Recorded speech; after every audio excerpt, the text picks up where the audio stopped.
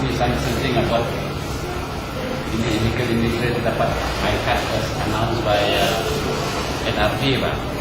So I said, let's sama-sama. Okay, you say your piece first. Okay, good afternoon, everyone. Thank you for coming. This all started from my letter in the forum in the Daily Express, which I had listed down illegals overloading Sabah's health services. And then this is also in my blog. Okay? So yesterday, the NRD replied saying that the NRD has never issued MyKad to illegal immigrants in Sabah.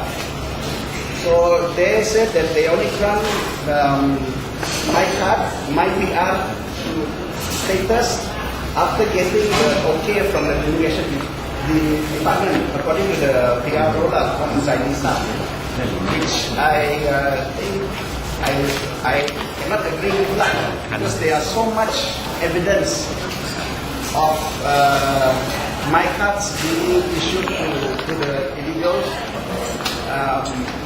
Then the thousands of names of illegal immigrants in the electoral roll. Also going back, the case of Ibrahim, the Sandangan district chief who confessed being intimately involved in the Project IC. Then Dr Leong 1999 court case. Then the case of Saman Majid, who was never, who confessed never to be born here, no other person, but after the court found him having a MyKad. So these are the cases that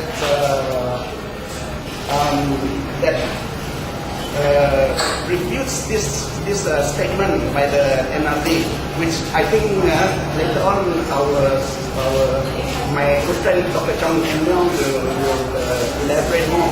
Because my concern is, because I'm in charge of the DAP Sabah Medical and Health Advisory Bureau, I'm more concerned about the overloading of the Sabah health services. Okay. Any medical staff will tell you that our services, our hospital and our health services are really overloaded by the illegals. Okay. In the major hospitals like Queen Hospital, Tawang, Datu and Keadilan, so many millions of unpaid bills had to be written off that were not paid by these illegal immigrants. They had to get a special consideration from the Treasury to write it off. Okay? The wards of the major hospitals, similarly, a lot catering to the illegals. Alright? These illegals, either they have IC or they don't have IC. Because when you look at the IC, okay, where the project IC, they subsequently convert to MyKad, you look at the person, when the person speaks, how he looks, you know he is not a voter. So, but what we do, he has a MyKad, so we have to treat him. So, as a medical person, we cannot bias towards race, creed, or religion, but the overloading still goes on. Now, in the public health side, our public health paramedics and nurses spend a lot of their time going to these colonies, trying to get the mothers to come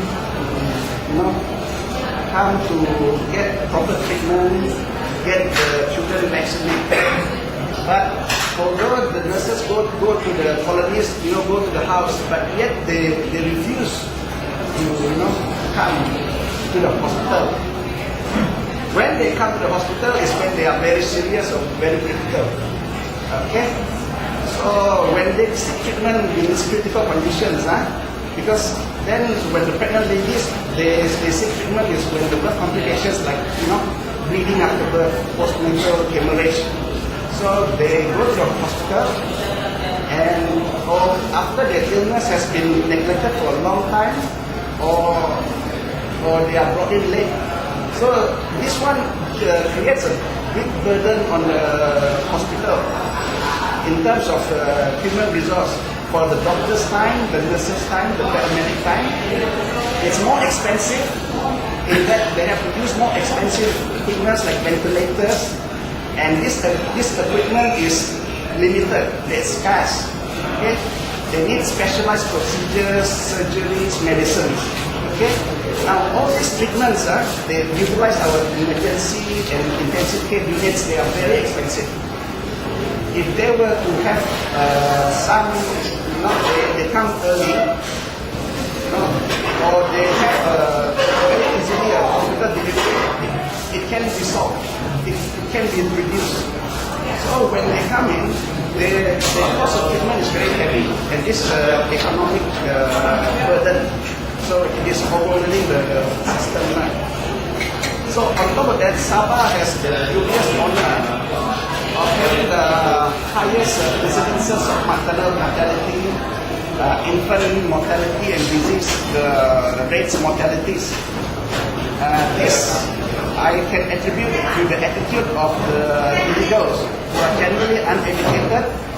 Sorry to say, they breed like rabbits, refuse vaccination for their children, live in unhygienic conditions, and only seek treatment when very late or critical stage. Okay? So, the overloading of the Sabah health system is just part of the problem caused by the illegals with or without the MyKads.